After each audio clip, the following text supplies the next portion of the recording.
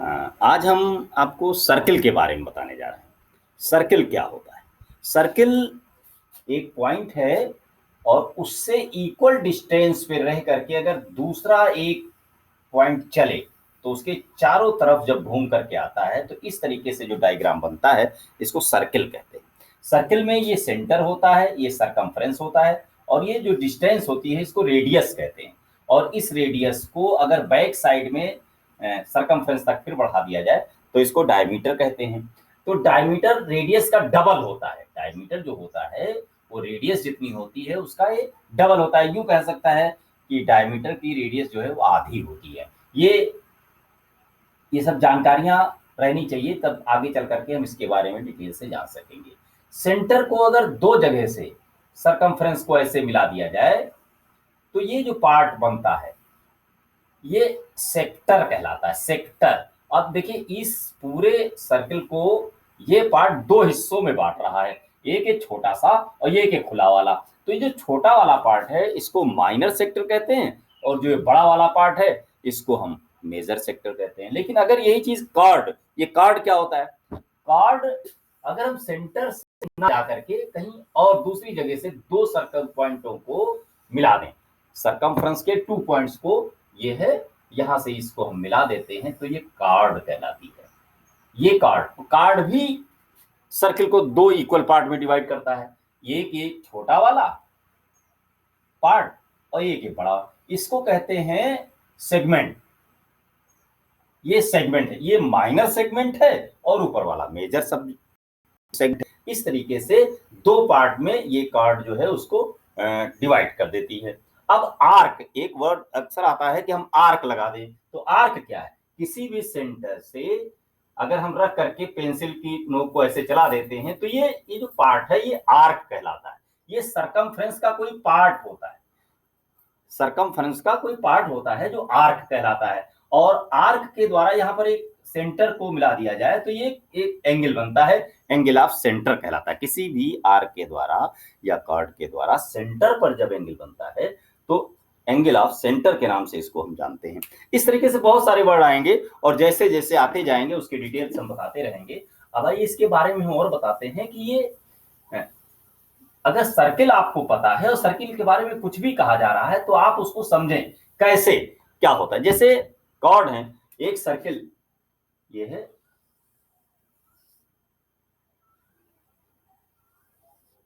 Circle है।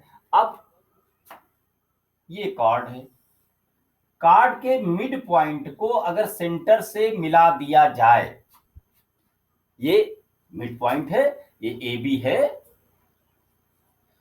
और ये ओ है। ओ को हमेशा सेंटर को ओ से ही आप लोग भी समझें लिखा जाता है। ओ कहीं भी लिखा है तो सेंटर पॉइंट होता है। और यहां पर हम कुछ भी लिख सकते हैं, सी लिख देते हैं।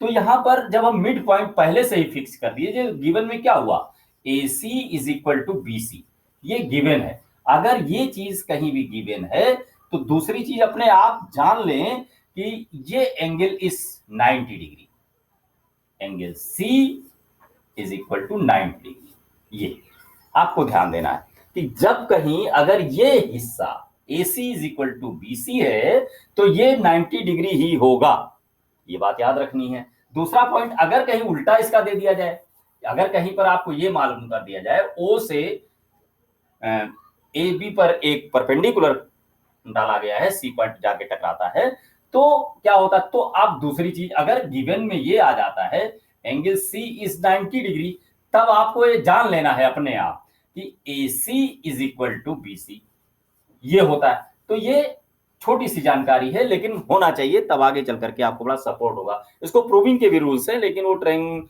सिमिलरिटी के रूल्स हैं, ये बहुत सारे रूल्स हैं जिससे हम इसको प्रूव भी कर सकते हैं, लेकिन हम प्रूव इस समय नहीं करेंगे, डायरेक्ट हम बता रहे हैं सब चीजें। ये होता है। अब दूसरा, अगर कॉर्ड है,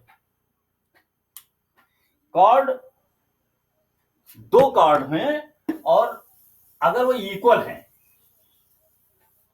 अगर सर्किल में दो कार्ड हैं और दोनों इक्वल हैं, मतलब ए बी इसका नाम हो, इसका नाम सी डी हो, ये आपको मालूम है कि A B is equal to C D. अगर ऐसा है तो आप क्या जाने, अगर आपको ये पता चल जाए तो आपको समझना क्या है कि ये सेंटर से इक्वल डिस्टेंस पर होंगी, ये बात आपको जान जाना है। कहीं भी कुछ गिवन है तो दूसरी उसका मतलब निकलता है।